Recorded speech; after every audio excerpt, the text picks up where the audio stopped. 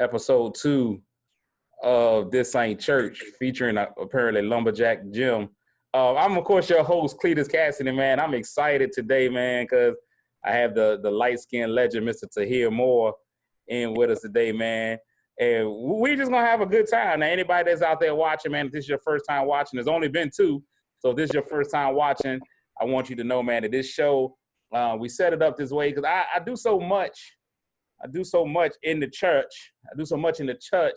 And I get held back a little bit by the church. So I decided, man, I'm going to do something outside the church. I'm going to go ahead and let people see me in a whole different way. So I'm excited about it. And I get to bring some amazing guests. Now, I'm all the way from Los Angeles. You may not know this young man, but he's an amazing guy. He's a good friend of mine, man. So I want y'all to welcome all the way from Los Angeles, Mr. Tahir Moore. Now, Tahir, we do have some rules, some regulations. Okay.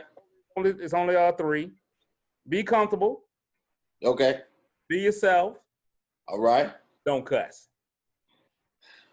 The third, you know what? And I was gonna cuss for you. All right. I won't cuss. Yeah, I was gonna cuss for you. I felt the cussing spirit within you, but I said, man, let me go ahead and let them know off the top, man, that we're gonna try to not cuss today. So, well, I'm glad that you told me.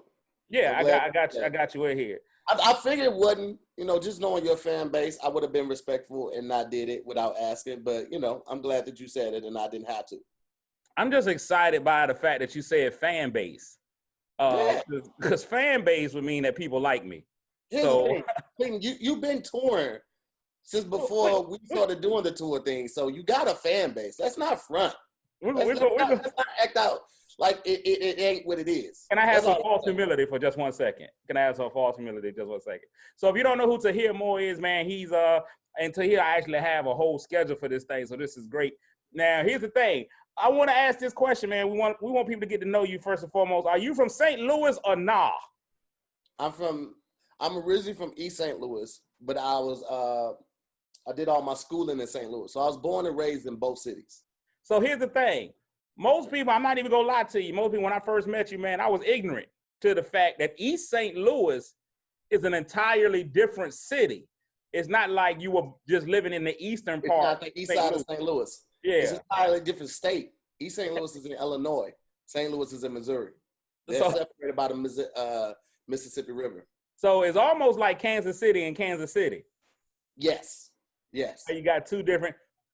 I'm going to be honest with you. A lot of people don't know that there's 2 different Kansas cities. A lot of people, including the President of the United States, feels like there's only one Kansas City. It's all encompassed in one thing. So you are from East St. Louis, born and raised, born in East St. Louis, raised in St. Louis, St. Louis.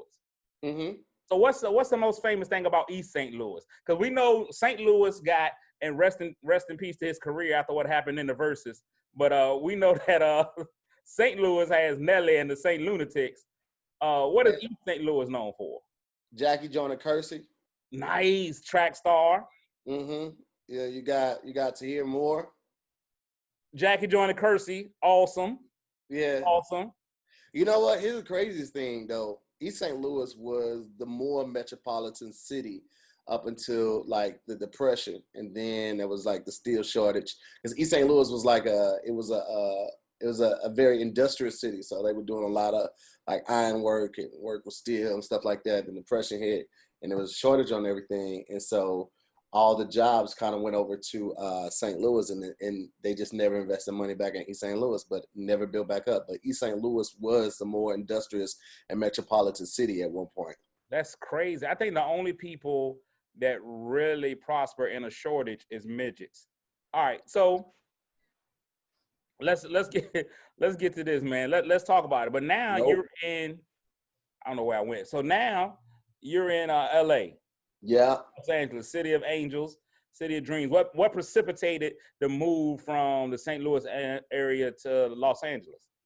I knew there was only so much I could do in St. Louis. It gets to a point where you were like, man, I'm gonna hit a glass ceiling. Like nobody's coming to check for the comedians and the actors in St. Louis. So, it gets to a point where you're like, all right, well, I gotta do something, or I'm gonna be here forever. And you also got that safety net, man. You never can really push yourself fully if you already got that safety net, you know that, you know, if you fall, you got family you could depend on, or, you know, a good job you could depend on, whatever. So for me, it was like, I got to really jump out here before, you know, I have any kids, anything. Let me see if I can make it. And, you know, That's an awesome point. So let's touch on that just for a quick segment, because that's deeper than I thought you were going to get with that answer. So you got a lot of people now who won't make those kind of jumps, who really believe that you can make it from anywhere. Second, you got people who get mad at people who leave their city and go somewhere. So for example, I'm in Virginia. You got Timberland, you got Missy, you got Pharrell, you got so many amazing music people who leave. And they don't come back, and then the whole area be mad. They're like, man, why y'all go to New York? Y'all ain't come home. We just as important as everywhere else. But I think you spoke to something that's awesome about that glass ceiling, man. You go to LA, New York, those areas. So why West, not East? I stayed in New York for a minute. Well, I stayed in Jersey, which is pretty much East New York. Yeah, but I don't know. Like I would wake up in the morning, take the path, and go straight to New York. And like 5 o'clock in the morning in New York felt like 2 p.m. It was just already like buzzing and already that hustle and bustle, and people are already bumping and all. It was just so much. It was like, it wasn't enjoyable. You know what I mean? Like the quality of life, I felt like wasn't going to be as good. And I don't know what it was about the West Coast, but like I had came out here for a gig. I had never been out here before. And I was deboarding as it hit me. Like I'm literally stepping from the fuselage to the boarding. A lot of people are not gonna understand what a fuselage is. Some people are gonna think that's like a Hotel 6. No, fuselage is not a place. It's basically just the boarding area of the plane. So I was literally like that area where you're stepping off the plane and you're stepping onto like the boarding ramp, right? The sun hit me. I got a glimpse of the sun, and like really just the rays just hit me in my face, and no one was behind me or close enough for me to stop and like appreciate that moment. So I did that. I stopped and just looked up, and at that moment it was like, this is where you need to be.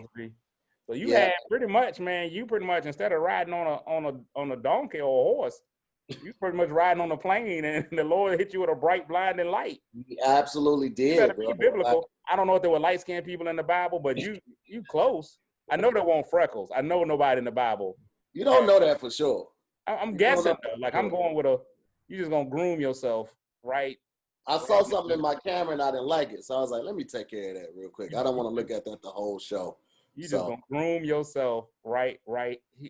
Listen, man. This never happened to Arsenio. Listen, hey, man. They got people to take care of that before you hit the stage. Before you went on the couch and you did, they had somebody backstage to make sure all of this was. I don't have nobody. Ain't nobody on Oprah, man, just brushing their hair in the middle of the interview. That's. I mean, but if they did, you had to respect it. If T.I. was on Oprah and he was talking to Oprah and he was like, "Shout, you know what I'm saying, shout it," and then he just started hitting it with that one time, you be like, "Hey, T.I. a real one." He's a real one. I still believe that T.I. is a real one. So I do. That's the big moment.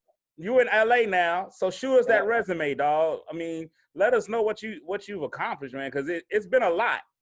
Yeah, the Lord's been busy. You don't have to say that. You don't have to give biblical quotes. You can just talk normal.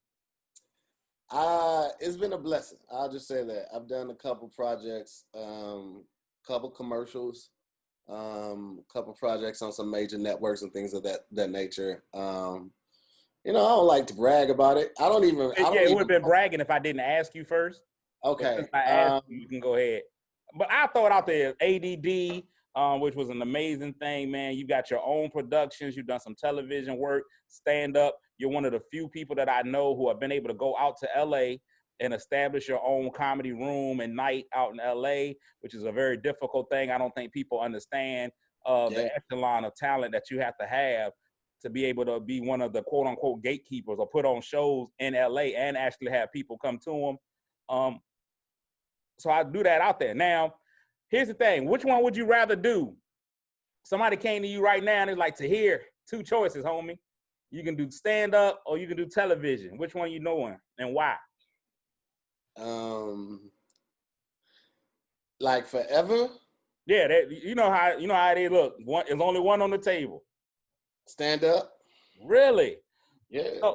So tell me why you would do the stand up, because a lot of people that you kind of talk to, they look at the career that Eddie Murphy had doing stand up, his money, and then you look at the money that he got just for, what was it? Not Meteor Man, but what's the other space movie he did that was pretty horrible that nobody watched? Space one? Yeah, I think it was Space. It was a really bad movie, and he got like $100 gazillion. Not, I ain't talking about Norbit, but it was. Look, that's how bad it was that we've already. 1,000 Words? Because I know that was his first movie back, was like 1,000 Words. No, not 1,000 Words. This was an older movie. This was. Now you're gonna make me. I got a producer. Sam, find that out, man. Go IMDb. Sam is my producer, man. He's Okay. IMDb Eddie Murphy movies. All right, so you say you'll do stand up, man. Yeah. So what got you into doing stand up comedy?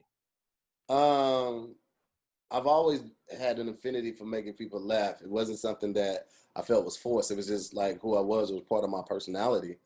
So upon moving to LA, because I was doing it in St. Louis, but upon moving to LA, I started to take it a lot more seriously, especially once I seen like what people were capable of doing and making financially from taking it seriously.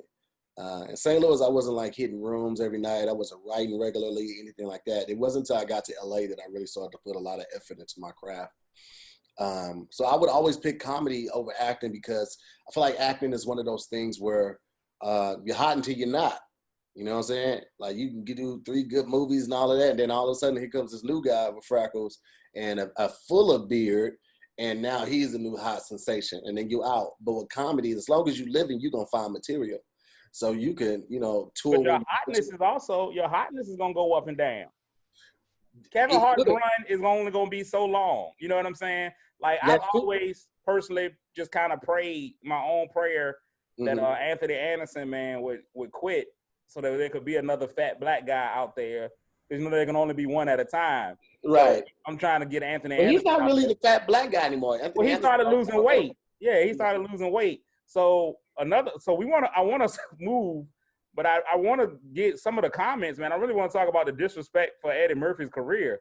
Because I say the bad Eddie Murphy movie, and I've been getting comments, Norbit, Vampire in Brooklyn. Sam, my producer, yells out the ultimate disrespect, and he says Nutty Professor. Then he just yells out Harlem Nights. And so first, he's now fired. Harlem Night? He's fired. He has to be. I'm asking him to leave my home at this point. I'll say this, man. Comedy is a way to express your voice that you would never be able to do on a screen. Because most times, if you've got a movie or something, that's somebody else's script, that's somebody else's idea, vision, and words. But when you're a comedian, when you're on that stage, that is all you. That's your truth, that's your honesty, that's your insecurities, that's your confidence. You get to be you for the most part of all time. Unless you're stealing jokes, then you still Yeah. Pluto Mars. Somebody finally hit me with it. Pluto Mars. I don't think I've ever heard of that movie. Exactly. And that is my point. He got paid multiple million. Let's look up, Sam, how much he got paid for Pluto Mars. 5 minutes? Oh, 5. No, it was more than 5 million. I got 5 minutes. Cool. So let me ask you this now. We all doing comedy, man. We all stand-up guys. I toured with you, man, which was a great experience. We're going to talk about that a little bit later. Now, where do you see comedy going after the Rona? Because we were at a point right before the Rona. Matter of fact, you was on tour. Yeah. They set these cities up. And Rona was like, yo, hold my mule. And it came in and shut everything down. Where do you see comedy going after Rona? Man, I really think it just depends on how much people are willing to get out. Because I think a lot of people are like, I don't want to go out for the first 2 months, even if they open it back up. I want to wait to see what everybody else does. So it's really gonna come back to like how bad people want to get back. Because I know some comics is going on the road this weekend. I was talking to Jay Phillips on my show last night, and he's doing a show for Father's Day weekend. So some people are like getting out there already, but like they only operating at 20% capacity, and I was just like, that ain't enough money. Why be there? Feel Yeah, like why be there? get on no flight. Like I'm not getting on no flight for less than a certain dollar amount, and maybe they booked them for more, but you know what I'm saying. I'm Way to always put it out there. Way to put it out there that you're expensive to here. I well, like yeah. how you dropped that in. You was like, look, Listen, I'm no discount comic. listen, man. I listen. We have a maid, a butler. We have the help quarters. Like it's expensive. First of all, you got to live in LA, and there's nothing in LA like what? There's no 4 for $4 at the Wendy's in LA. It's LA County. It's LA County because I'm not in the city limits. It's close enough. Just it's like Atlanta. You know how many people lie about living in Atlanta? Right. Everybody be like, yo, I live in Atlanta. I'd be like, what's your address? 123 ABC Street, Clinton, Georgia. Yeah. You don't live in Atlanta. In Gwinnett County or Cobb County. Or, you live in Gwinnett. You live in Cobb. Yeah. You don't live in Atlanta. Stone Mountain, all of that. It's like you don't stay in Atlanta, bro. I'm lying. Atlanta people have Atlanta in their address. Atlanta in their address. Yeah. So have you gotten into doing the online comedy at all? I did one show, which was a little different. I like the way they did that one, but I haven't done any other show. I was booked to do the Laugh Factory last week, and then they called and canceled on me, which is cool because I didn't have to leave my house. I've really just been doing my own stuff. I do my show Zooming with the Homies Monday through Friday. Would love to get you on there. Great show. I haven't been on it, but great show. I would love to get you on there. I'll get you on there tonight. Say the word. The word. Okay. And it's been said. The word has been said. It's been spoken. Well, send me a picture right after this. I'll make the flyer and I'll get you on the flyer tonight. Pulling up. I'm pulling up. Yeah, way to make me feel bad about myself. So here's what we're going to do, man. I'm going to stop you right there. Because normally, man, people will lie to you when you say something like that, man. I ain't been on the show yet. And then they be like, oh, man, we got a lot. But you just was like, yo, pull up. I appreciate you for that. 2 things. Eddie Murphy got $100 million for Meteor Man. It wasn't Meteor Man. Not Meteor Man. What was it? Pluto Mars. Wow. That's crazy. $100 million for Pluto Mars, and you ain't even heard of it. $100 million. Yeah. And you're going to keep doing stand-up, all right? We got commercials we got to do, man, to hear. You can stay for the commercial. Okay, cool. I got to do them. Today's episode of This Ain't Church is brought to you by the anti-foot spray for men. Are you a man who enjoys food options, beef, pork, chicken? Of course you are. Does it seem, though, as no matter how many options you have, you always end up with the same thing? Your foot in the mouth. Maybe you're a well-meaning NFL quarterback that's just been asked a tough question, but what do? You let come through for you. Before you respond, take a quick spray of in your mouth, and it causes your brain to instantly not say anything that will leave you looking like a fool. Men, you're having an argument with your wife or significant other, a little bit of can save your whole relationship. Comes in 3 amazingly identifiable strengths. We have regular strength for common mishaps, lack of judgment, and failing common sense. We have Kanye strength because you just never want to go Kanye. And our most powerful strength is Donald Trump, but when every time you speak, stupid starts to leak. Fellas, get the taste of toes out your mouth. Try the anti-foot spray today. It's not available in any store. Welcome back to This Ain't Church. Wait a minute. Huh? So whose thing was that? Was that yours? Yeah, I wrote that. Okay. I haven't gotten my official sponsors yet. If you want to be an official sponsor, y'all can hit me at tahchurch@gmail.com. But yeah, I haven't got official sponsors yet. So, I'm just filling the time and making sure it works. I got issues to hear. All right. I mean, you know what? Who am I to say? I mean, we all got issues. We got something. I could have made up a business. I could have pretended like I'm sponsored by McDonald's. But it's all good. Why not? It's all good. The look on your face right now, you were like, what? How? But it sounded like a real commercial, though, didn't it? It did. You got it down pat. You know the cadence. You know how to read it correctly. But yeah, it did. One of my homeboys just put in there, man, let me get a can of that I wrote it this morning. Christmas almost curse. Like, that's what y'all do. That's why I like the Yeah, let me get a can of that You either going to do it or you ain't. Okay? I might as well. I already cursed in my mind. Don't play about it. Yeah, man. Yeah, I already cursed in my head, man. The Lord knows my heart. He knows my heart. I'm on the front line cursing. Okay, I'm at the protest cursing. I'm standing outside police departments cursing. I'm really with the cursing. Right? Yeah, you actually replace regular words with curse words. So that's how I live my life. it's crazy because segment 2, which is where we are now, is, and in my note says secure. Speak to Tahir thoughts on the current unrest in the country. So one of the reasons why I wanted to talk to you about it, man, is because one of the things that I realized, and I talked to Griff about this, that a lot of people don't think that comedians are smart. First, people always like to, whenever somebody gets mad at me and they know I'm a comedian, they be like, you ain't nothing but a clown anyway. And I be like, wait a minute. First of all, clowns and comedians are two different things. First of all, clowns go to college. I think Kev on stage actually started a clown college, and I'm proud of him for that. Clowns work in a circus. I don't have any circus ability. That's just not me, and I can't fit in a clown car. Just to be honest. But I watch a lot of your videos, man. I watch a lot of stuff that you do. I'm a big fan of your work. But what really kind of touched me was last week, man. You kind of took the veil off, man, and you did a real touching video on Facebook where you were commenting about the civil unrest and how hard it is to be a light man in America. How hard it is to be black in America, man. So just give me your thoughts about it. I mean, I know that they're human thoughts, and they may be some of the thoughts that a lot of people already have, but just what are your thoughts on what's going on in America right now? I feel like oh, you can be free, man. If you got to cuss, go ahead with it. No, I'm not gonna do that. The disrespect you being on your phone the whole show. Here's the thing, man. I got people reaching out to me trying to send me money, and I'm just like, if I don't like something, I'm not gonna take the money. And I'm literally was texting my assistant to tell her to find a picture of you and put you on the flyer tonight. So again, this is the second time you made me look bad on my podcast. So guess it's not gonna be on episode 3. Okay, cool. Here's the thing. I feel like we need to work on being solution-minded people. I feel like a lot of people will come up with ideas and somebody is so quick to shoot it down, but they don't shoot it down and then come up with another idea.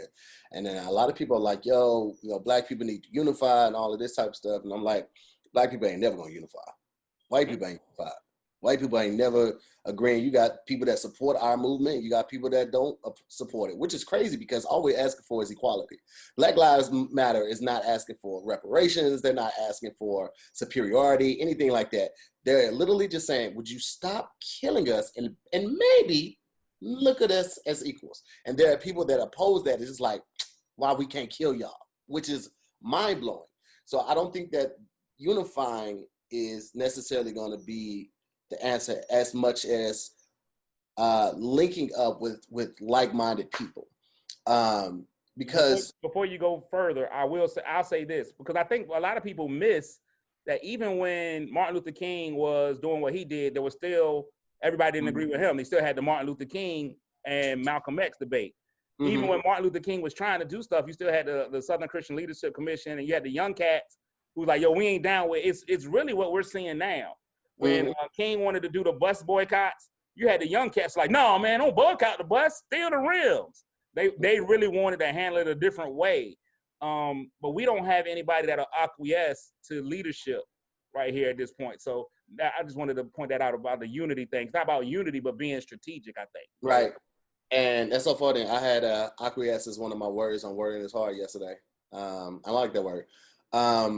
As far as the leadership thing goes, I feel like black people are always waiting for a leader. I feel like we're always waiting for that one person to come and be the savior, or the next Martin, or the next Malcolm, the next Obama, the next WB. And I feel like we shouldn't wait on that. I feel like the same way that you can get 4 to 8 people to go to a club with you, 4 to 8 people to go on vacation with you, you can get 4 to 8 like-minded people together to come and create some type of investment budget where y'all can start owning property. You can get 4 to 8 people together and y'all can start building up your community. We don't have to wait on one leader for the black community, because you think about it, if there's one leader, they take their leader off, well, then what happens? What happened? You cut that head off, building right? Leaders in our own community, leaders in our neighborhood. You got 100 leaders in one city, and then you got 100 leaders in this next city. Then we don't have There's more meetings that we could take. There's more legislation we can push forward. There's more protests that we can hold. We can attack from more than one front, and we don't have to worry about one person getting taken out, and then that stops the whole movement. I feel like when people are waiting for somebody to come and savior, then we get mad when a white person comes up and try to help me, like, oh, you're trying to be the white savior. It's like, well, all right, well, let's do it ourselves. Yeah. Like we start these community groups. Let's start these chats. Let's create this legislation and start writing it so we can, submit that in the petitions for it to get that change and push for that change. Like, I understand that being a police officer is a very difficult and a dangerous job. I feel like you signed up for that and you should understand the parameters of it too. But I do think that there should be police reform as well. I feel like, a fireman's job schedule is typically like on a day, off a day, on a day, off a day, on a day, all 4 days, right? Because it's a lot to deal with. And then also the part-time firemen and things like that. And I feel like it is almost impossible to be in a job where you are witnessing crime and violence and murder and mayhem every day and not be affected by it. I think the reform needs to take place definitely in the mental aspect. Like, they need to do more checkups, not just when they fire their gun. They need to do like a 3-month or a weekly checkup or something like that. Because nobody calls cops when things are good. You know what I'm saying? You call cops. Just like, hey man, we having a cookout, man. We just want y'all to come over, man. Can you send some grab a plate, all of that? That's all we want. Right? So it's the same way a soldier goes overseas to Afghanistan, or he does 2 or 3 tours. He comes back and he's not the same. He has PTSD. He has to get reacclimated to society. And that might have just been for 3 years, right? But these cops, they are in the same vicinity for 10 years. Mm-hmm. And every time they go somewhere, they show up, it's a situation that could potentially turn violent. So they start to look at people not as people, but as problems. And that's where you get to the point where they're just pulling out their guns for any old thing. And it's because they're not breaking it down. They're not being moved around to different parts of the city. They're working the same beat and all of that type of stuff. It's a lot of things that we can change, I feel like. And people also need to understand, like, when these cops, they go to this police academy for 6 weeks, man. They're not training them to take down a suspect in a way that they will be okay. When they're training to shoot center mass. They're not training to shoot in the arm and disable and disarm the suspect. They're training to kill. So you got that. You got the training of a killer, right? Mixed with the mentality of someone that just automatically expects the worst out of a certain neighborhood or a certain race or a certain gender. It's a recipe for disaster. We talked about that yesterday. For disaster. So I feel like, we need to start with the reform on a mental level, but then also we need to attack it from like a level of, man, y'all got to switch these guys around. You can't just have them in the hood and then that's the only people they're engaging with. And anytime they see somebody that looks like that from their area, they treat them like that, We talked about that yesterday. I had a guy, somebody posted that Dak Prescott was going to give $1 million to police training. And people was like, yo, F Dak, man, that ain't good. And I was like, yo, that helps. And so I had a brother call me out. He's like, man, do you really believe that? I said, man, listen, what y'all don't understand is a lot of y'all have never taken the time to realize how police are trained. Same thing that you're saying. They are told if there's a threat, shoot center mass until that threat is no more. A lot of times the police will tell you, man, if you ever talk to some cops, they're taught, some are trained and believe that if you shoot once, you might as well empty the clip. There's no reason to taking bullets back to the station, empty it. And that's why you see situations where you have people shot 40 times, 50 times, there's 80 bullets, because that's just how they've been trained. So if we can get in there and retrain them, then that's a part. That's not the 100%, but that does help in what they do. And going back to your leadership point, I don't think Black people fail to have leaderships. If you can get 10,000 people to follow you on Facebook, if you can get whatever number, when I go to speak to kids at detention homes, I tell them, if you can run a gang, you can run a business. Mm-hmm. If you take the negative connotation of a gang, you've learned how to inspire people to do what you want them to do. You understand supply and demand. You know how to get goals met. You do all these things. You just put them in the wrong area. Your area of focus is wrong. And I say, and to be a gang leader, your leadership ability is so great to me that you have people willing to die to do whatever it is you know what I'm saying? Like you can convince somebody to come in the room and be like, yo, die for what I believe in. And they'll do it. Right. That leadership ability, we have leaders. We don't have a lack of leaders. We just haven't ascended them to the right place. So now being from St. Louis, I don't know a whole lot about St. Louis. I definitely don't know a whole lot about East St. Louis. I know about St. Louis from just, the St. Lunatics, who I believe are one of the most underrated groups of all time. Right? It's Tribe Called Quest, St. Lunatics. That's it. Wu-Tang might be able to get in there eventually, but basically it's Tribe Called Quest, St. Lunatics. So being from St. Louis, from that area, y'all had Ferguson. They had the riots down there. Did you participate in what they were doing in LA? When Ferguson was going on, or you talking about this week? Yeah.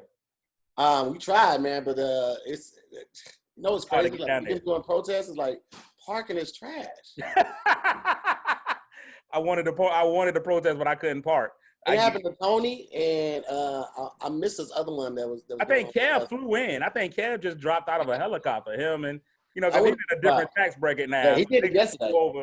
He did it yesterday. He's gonna send me one for this weekend that's going on in Lamert Park. So I might try to pull up at that one. Okay, but being from St. Louis, y'all had Ferguson down there, and a lot of people does know St. Louis. It ain't an area for no punks. You can't be a punk down there in St. Louis. So how do we? And people get mad when you bring up the violence that we have in our own communities and police violence as well. How do we combat both at the same time? 'Cause I really believe that some of the perception of our community comes from a lot of the things that we do ourselves. So do you have an idea? Because you've been given solution-based stuff, man, which is great. Do you have an idea how we combat both the violence from police and violence in our community? But like the violence from police, I think it's just going to come from the new legislation. When we could come up with that, and then also just holding the cops to a stricter level of consequence. I put that up on They finally arrested the other 3 cops associated with the murder. A lot of people missed that one of those guys was black. Yeah. A lot of people missed out on that. Like we had a rainbow coalition of hate in that whole situation, because you had a white guy, black guy, Asian, you had everybody. So I think one of the points that we made it racism of white cops, but I really think we got to realize, man, that was across the board. We had just about every race involved. I put out there, I really believe that anytime there's a police involved shooting, that there should be a 20-year mandatory minimum. If you kill somebody when you shoot them, you kill somebody, 20-year mandatory. And if it's egregious, like this situation, then we can put the death penalty on the table. I just don't believe that once you've been empowered to kill, you shouldn't be judged like people who are not. If you look at boxers have to register their hands. If a boxer knocks somebody out in the street, that's a whole different charge, because their hands are considered weapons than if you or I knock somebody out in the street. And I think that's what we have to do. We have to up the punishment for them. And we also have to get behind the legislation. We have a state senator here that's put some legislation on the table, and he's asking for 10,000 people to go to the Capitol building with him. So I'm going to help him kind of push that so that we can get to that point. So I think my boy Donald George, him and his family came up with this petition, and basically what they're trying to do is register racial predators. And so you sign a petition, and this is a petition to get people who make false charges, like the young lady in New York, something Cooper or another. She called the cops. She called the cops and said that a black man was threatening her and her dog. With a dog. He was going to get a dog treats. Yeah. So he started this petition to have this website and try to get this as legislation. Like when people make false claims, racially motivated claims to try to get somebody in trouble, and it turns out to be false, they should have to register. And they should have a history, and that should be on their file, a permanent record that they are this type of person. So at least you know what you're dealing with. I miss the days when racism was in your face, because at least you knew what you was dealing with. If I knew you hated me, I knew it. I knew how to know I treat can stay away from you. I stay away from that part of time, whatever. But like all of these closeted racists who, oh yeah, that inclusion, diversity, yeah. As soon as the nigga doors close, in the background, yeah, nigga all day. I hate these now. That's what's like really frustrating. It's like, outside of the fact that you hate somebody for their color that they have no control over, like faking it is just like, this is disgusting. That's the worst. It's disgusting. That's the worst. So, now, I know we got 2 fat men on the thing, and shout outs to you. You're losing weight. I get it. I get it. So you just gonna go and turn your back on fat now. That's what you're doing. Now that you slimming down, you gonna. I mean, I admitted that I was bigger, but I always felt like I could dress really well and then overpower, how big I was. Yeah, you took me to what was that place you took me? I had no idea about it. I'm a country boy, man, so we don't always go to high-end stores. What's the store you took me to that time, man? Zara. Oh yeah. I was like, okay. All right, Tahir was like going through it. I was like, I just like to wear jeans and a t-shirt. He was like, man, this thing is nice. So we've been getting real heavy on him, man. We got to bring it back, man, to being comedians, man. So I'm gonna take this break. This is a real one. And then we're gonna come back and we're gonna do some comedy stuff. For my people locally, man, I want to make sure a lot of people have been asking how they can get involved in the movement. What can they do? They don't know how to get in protest. I know a lot of grown folk that feel like they don't want to be down there with them kids. They ain't trying to get involved in looting, because ain't nobody looting, hush puppies. They out there stealing Air Jordans and stuff. They ain't even stealing no sensible shoes. Somebody just actually corrected me and told me that Zara is not high end. I don't know any better, but we'll move on. I have 3 events that you can be a part of this weekend. If you want to have your voice heard. On the 5th of June, the Tidewater Metro Baptist ministers are having prayer in the public square. That's going down at Norfolk City Hall at 12 noon to hear, pastors like to rhyme, to hear prayer. And No, go ahead. I'm gonna give you some good news. Just go ahead. Do your thing, baby boy. Do your thing. Okay, I got you. On June 7th, the City Collective Prayer March is a peaceful demonstration for justice by the faith community. That's going on at City Hall in Norfolk, 3 p.m. on Sunday. And the Chesapeake Coalition of Black Pastors, not the Black Panthers, Black Pastors, they're having a march for racial justice Monday, June the 8th at 5 o'clock. They're starting at the Mount Chesapeake and then moving on to City Hall. So you can get involved in any one of those 3 events. So here's segment 3. Yeah. It's time for segment 3. I like to call segment 3 getting to know you. Because if somebody that's watching right now, they're like, man, I've never seen this guy before. He's unapologetically photogenic. A lot of you. Did you just change glasses? Yeah. Go ahead, do that. Okay. So now you're going 80s. So this is your portion of the show, man. Where we get to know you, to hear. Just get ready for these questions, man. They're gonna come flying fast, and I think you can handle them. Your favorite cereal? Raisin Bran Crunch, or how old are you? Listen, it ain't got nothing to do with that. It does. It's a great tasting cereal for geriatrics. Now, listen, I'm not doing it. I thought you lived in a house. I did not know you lived in a nursing home. Man, as you say, Raisin Bran Crunch. Do all your jokes. At the end of the day, it's a delicious cereal. Okay, it's the perfect amount of sweet. It's not a lot of cereal too sweet, man. You don't need all that. This is a Cinnamon Toast Crunch is first of all where it's at. Undefeated. Here's the thing. Had it been 10 years ago, absolutely, Cinnamon Toast Crunch. But since they changed the recipe because kids weren't being active, it's 30% less sugar in it. It don't taste the same.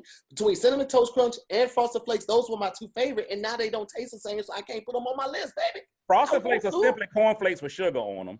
That's all it is. But the milk though. But Cinnamon Toast Crunch milk is undefeated. You can't. If you could put that, I would bottle that. I would bottle Cinnamon Toast Crunch milk. I would buy it and drink it straight up. I've done it before. I just saved the bowl milk and I put it in a jug afterwards. I'm gonna let you know it's not as good as you think. All right. Okay. I'm gonna step away from it then. But Raisin Bran Crunch really just tells me that you are full of fiber, and you have no problem. You are on that throne regularly. I'm regular before that. But you are with that. I'm 2 to 3 times a day, regular all day. You can set your watch by me. 2 or 3 times a day. Your favorite candy? Ooh, I like when it comes to candy bars, I love Snickers. You know what I'm saying? Okay. Um, Are you looking around the house for the? I don't eat a lot of candy. I don't Like, either, man. Now Snickers are good. I prefer a Twix over a Snicker. okay, I can see that. I mean, that's I can take Twix over a Snicker bar. If I just had to pick a candy, man, I'm going gummy bears. I'm gummy bears all day, man. They're versatile. You can do a lot. Portion This right here is pretty fire. The twin snakes. So you get the flavor combinations. Is one sweet and one sour. So like you got the gummy snakes. You got them beside you. People are not gonna believe we didn't set that up in advance. I didn't. I had just emptied out my bag, my travel bag, and they were in there. That's what that was, though. But I like literally that bag is like almost a month old. Like that's how much I don't eat candy like that. I don't really. I do more candles than candy. Wow. Now we've been on tour. We've been on tour together. Y'all were on tour and y'all just invited me every now and again. Now y'all just let me come out every now and again because y'all needed somebody. I'm not over that, Cletus. Okay, I have no control over that. Don't. No, I know. I'm not blaming that on you. I'm not blaming that on you. You're directing it toward me. Don't direct that toward me. You were the host, so I'm gonna kind of give you like 3% responsibility for it. I'm not taking none of that. I'm not taking none of that responsibility. You understand me? So you can put that evil on me, Ricky Bobby. So one of the most exciting things that happened to me, we were involved in a video that went viral. We were really to the back, but it went viral. But we were arguing over chips in a variety pack. So what is your favorite chip? Oh, my favorite chip is, you can't go wrong with the spicy nacho Doritos. Love those. And then there are the Lay's Lemon chips. Okay, so you eating French chips? Oh man, it is. I don't even know if we have those here. Sam? Lemon. They send the green bag. It's the Lay's in the green bag. You talking about sour cream and onion? No, lemon. It's like the lime. It's like the hints of lime. Oh, lemon. Yeah, no, we don't have it. Have you had those? You have the lime Lay's? That must be a LA. That's a LA chip. That's we ain't got that. Yeah, that ain't making it here. Now I'm gonna throw in a undisputed, a dark horse chip. Walmart has their own brand of chips. Walmart's plain wavy chips, fire. Fire. Okay. You gotta try, and they like 69 cents for like a family size bag. Okay. Anybody that is just willingly eating Walmart chips, I feel like would eat on the ground with a crisscross applesauce. And not like a real meal either. I'm talking about like a Lunchable. And they don't have a blanket. They just set the Lunchable down on the ground. There's no barrier between that Lunchable and the community, and they just peel that top off and they just go to work eating that meat cheese. Walmart chips are delicious. Second of all, and I took a lot of flack for this, but I'm big on Fritos. I think the Frito is a great chip.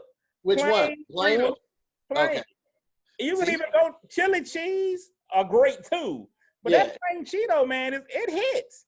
Let me tell you something. A bologna sandwich, plain Fritos. People who willingly and openly eat plain Fritos have been known to sit on the toilet reverse cowgirl when they go number 2.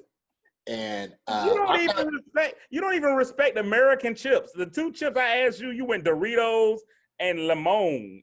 Come on, man. Well, the Lemon is by an American chip. It's by Frito-Lay. So I mean, it's by Lay's. So that's an American company, one of the biggest companies in the world when it comes to chips. So just know that. The Doritos is owned by Pepsi. So again, another one of the biggest companies in. So they just faking to be from other countries.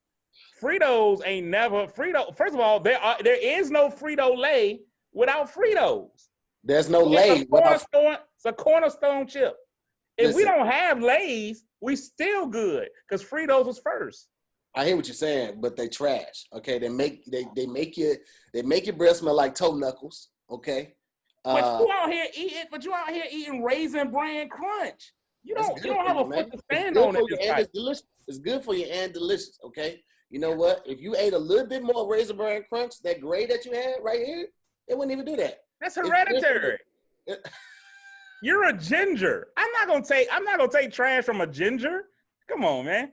Why do people look at gingers as less than? Because Like, y'all are. That we want to talk about the race that really needs to fight for is gingers.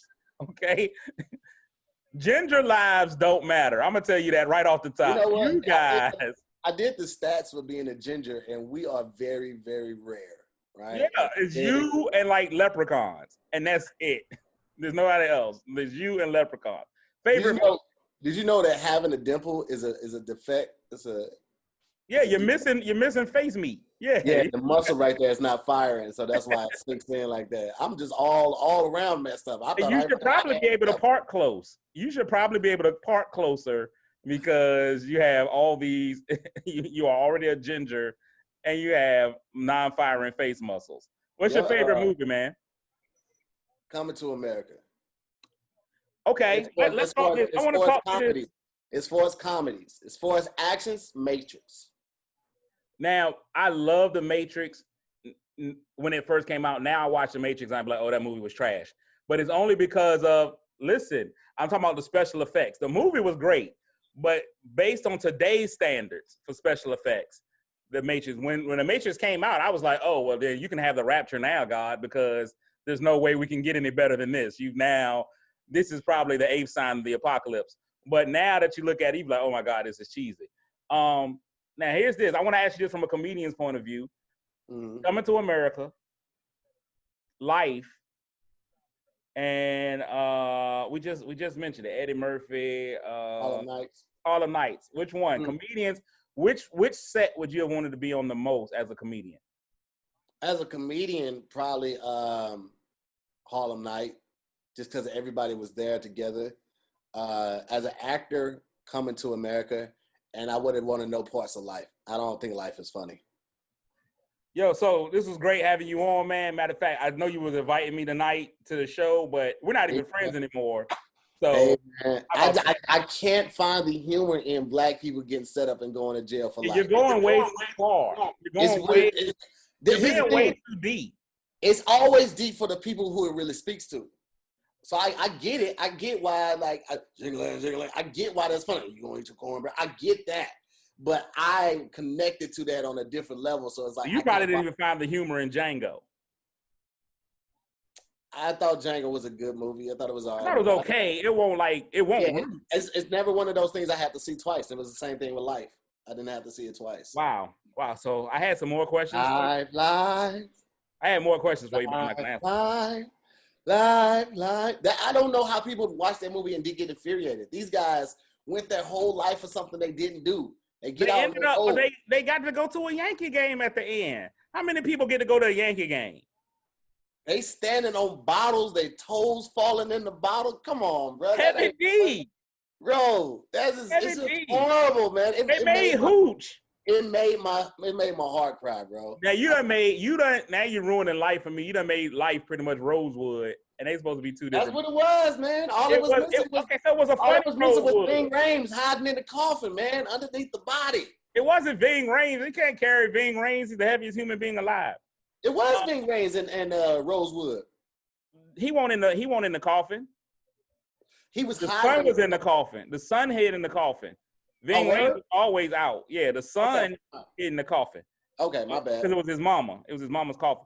Favorite line, because I'm a jerk, my favorite line of Rosewood is when the brother was like, why ain't y'all buried my sister yet? And they were like, we waiting on you to do it. I'm like, I ain't got but one good arm. They were like, we ain't got but one good shovel. Man, as far as being a jerk is concerned, that is high level. that and you know how you are with dark comedy. So that right there is high level. Give me something about you that no one would guess if you didn't tell them. I love tennis. And listen, when I wrote it, I was like, I know what he's gonna say. He's gonna talk about tennis. Love it. Tennis is such a fun game. You have to be super agile. It's you against your opponent unless you're playing doubles. There's no team. If you're really good at tennis, you can go pro at like 13. 13 making $300,000, man. And it's just a fun game because it's all about control. A lot of people get in tennis and you think that the strongest person is going to be the best at it. It's not. It's not about that at all, man. It's about controlling that ball. You control the ball good. You never have to move. You're sending your opponent all over the court. So tennis it's a great game, even though it's very athletic. It's also a very mental game. So it's like a physical chess to me. You know what I'm saying? It's all about placement. It's all about control. I was going to say, man, tennis and sex, same thing. It's all about ball placement. But we can't curse. You know what? I didn't curse. I didn't curse. I know, but I'm just saying the content, the filth that you putting out is filth. You're flim flam? Is it flim flam filth or just regular filth? It's flim flam filth. You know, I said ball placement? Putting up the flim flam filth. So you act like first of all, you one of them people, you act like Christians don't have sex. That's why the church full of babies and scandals. I don't act like that at all. I bought Fred Hammond's romance album. That was a mistake. But there's a lot of people, man, in church who have mastered ball placement. So we're gonna move on. Favorite memory with me. Usually it's you getting on a plane and leaving our presence. Every moment I leave, you're like, man. Actually, you would drive to most places. You wasn't really catching the. I ain't doing a whole lot of flights. You got a couple flights, yeah. You got a couple flights, but you would drive. You would pull up like a truck driver. Just put in 8 hours, 18 hours on the road like it's nothing. That was like I'm here. I can't do that anymore. I'm falling asleep after 2 max. I'm here. Favorite. So my favorite to hear. Oh, go ahead. Favorite. No. Favorite. Cletus. You want me to lead off to give you some time? Go ahead, do that. My favorite memory with Tahir. My favorite Tahir memory is you're kind of on the side of the memory, but it's a great memory to me. We went in Philadelphia. We did a show in Philadelphia. After the show, we stopped at Wawa. For some reason, Kev and Josh decided they wanted to race each other. In the Wawa parking lot, they decided to race each other. You had some role. I think you were the start man. No, I raced with them. No, not that. You didn't. You weren't racing. It was just them two. You were starting the thing. What had happened was you had bought a milkshake inside. It was a green milkshake. You gave the milk. What was it? It was a strawberry. Strawberry milkshake. You gave the milkshake to Liz. You gave the milkshake to Melissa so you could start them off. Maybe you were racing, but you gave Melissa the milkshake. Kev won the race. Melissa, in her marital wisdom, got so excited about Kev winning the race, she's jumping around. Don't you ever doubt my husband. And then she starts drinking out of the milkshake.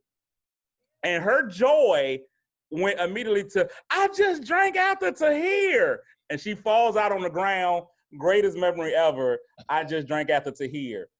Awesome time. Now's your go. Let's see. I think I'm not that significant in your life. We'll move on. No, I was trying to think of which one because there's a couple ones. I was going to say coincidentally, we were in Philly too when we did the Rocky Steps, and we did it like 4 different times because we were letting Josh film it, and then Kev is so competitive. Kev was just wanting to win so bad, but Melissa kept winning. Melissa kept smoking everybody on this thing. But here's the craziest thing. As fast as Melissa was going, Josh stayed in front of us the whole time. Backwards. Backwards, which means he had to be going twice as fast with the agility and wherewithal to be like the Rocky steps without falling. Rocky steps backwards. Bro, that was a good time. That's amazing. Yeah. Now, you create a lot of content, man. You're a great content creator. You didn't know I was going to do this, and this might be difficult with us doing it on Zoom, but we're going to try it anyway. One of my favorite shows with you is a show that you have called Wording is Hard. Oh, yeah. Wording is Hard. And on that show, man, they hold up words. You got to try to figure out how to say them, and if you know the definition to them, and you get points. So I just want to throw some words at you. You did it again. You did it. This is a different comb this time. It's a different comb. The same comb. Different comb. So I'm gonna hold up a word, man, and wording is hard, man. You let people know it's a regular series. They can definitely tune in to see it. Comes on when? Every Wednesday. Every 8 Wednesday. a.m. So the day before today. On youtube.com/Tahir Moore. All right. So wording is hard. I'm gonna hold up a word. Let's just see if you know. I got two of them. The first one should be a layup for you. I know you got this one. It's gonna hurt some of the other people. Let's see. Is it backwards or not? Soliloquies. What is it? Soliloquies. Soliloquies. Soliloquies. Soliloquies. That's what it is. I could hear my brain saying it. My mom was like, man, my tongue was like, shut up, man. I know how to do this. I thought it was a layup. I threw that one out there because I thought it was a layup. Here's the thing. I just heard you say it and I still can't say it right. My tongue is just like, no, I don't want to do that. Soliloquies. Yeah. And at worst, I was just going to do the singular form of soliloquy. But I just thought it would be so much better to go plural. Bro, I don't know what's wrong with me. Oh, this is one of my words to it. A seed. Yeah, a seed. Yep. Yeah, you got it. So, I mean, you know what the definition is as well. Yes, I do. What is it? What is it? I mean, since you know it. We doing that right now? Yeah, right here. See, here's the thing. What you're trying to do right now is you're trying to put me on the spot with something that I've already proved to know, and that's, I think. You've already shown that you can do it. Yeah, it's a waste of time. You know, the people want to find out other things about me. Because, that's what I know. Man, we about out of time, man. It's a 1 hour show, man. I definitely enjoy having you on, man. You're a great guy. Really, let me say this about you, man. From being on tour with you, being able to travel with you, doing the Real Comedian social media, in this game, man, in comedy, there are a lot of people who don't take it very seriously, man. And the funny thing about comedy is no joke when you're actually doing it. But you've been one of probably the best hosts that I've been around, just period, man. Just your professionalism, the way that you get on, the way that you time keep, all that kind of stuff, man. And a lot of times we get to talk in the green room, me, you, Tony. Kevin is too rich to sit with us commoners. But a lot of the conversations that we've had, man, they've been robust. They've been they go on every scale, from music to movies to chips to just real life, man. Even some of your stuff on fatherhood, being married is great, man. So I really appreciate you as a person and not just a comedian, man. So I really appreciate you being on the show. Let people know where they can find you and all of your content so that they can follow you following today. Well, my name is Tahir Moore, and that's what you can find me on all platforms. Spell Tahir, because some people gonna spell your last part H-E-R-E. Yeah, well, I mean it's Tahir, and then last name Moore. And that's the same on everything: Facebook, Instagram, Twitter. And then if you go to my Twitter or my Instagram, my link tree is there. It'll take you to everything. You just hit my link tree. It'll take you to the podcast, Damn Internet Too Scary. It'll take you to my YouTube where you can see Wording Is Hard and Zipping with the Homies. It'll take you to my shop where you can find all my merch. And I also do playlists. So on Spotify and on Apple Music, it's just Tahir Moore. Let them know one of your favorite shirt, man. I think I like naps over everything. Yeah. Food is my love language, but y'all got to get the shirts, man. What's your favorite shirt? My favorite shirt is probably one of the newer ones. It's Cut the Check, because I think it's straight to the point. You see why I'm here, and it's got the Japanese writing up top, and then below in parentheses it says "Cut the Check." And I'm like, man, that's what I'm about, man. Like, I'm here to make this money. I'm here to make people laugh, but don't get it twisted. It's still a business. It's a business, son. Right. You ain't going too far to have that yet. True pimp mentality, man. That's how St. Louis does it. Man, y'all check out my man Tahir Moore, Tahir. Like, not going to here. They were like, where we going? We're going to here. No, it's Tahir. Tahir Moore, man. Amazing comic, great person. Man, thank you so much, man. And just text me, man, the information, and I'll be on the show tonight. Okay, sounds good, brother. Sounds good, man. I appreciate you. For sure. Thank you for having me. Absolutely. Peace. All right, man, we're out, man. That was another great episode of This Ain't Church, man. I look forward to y'all checking me out again on Monday. I've got another amazing guest, man, that y'all don't want to miss. Thank y'all for your time, man. We out. Oh, got to give shout outs to my producer, Sam. He's over there effortlessly looking up information and stuff for us, man. So big shout outs to my man, Sam Blake, Big Sam, as the ladies like to call him. And he said, they don't call him big for nothing. All right, I'm out. Peace.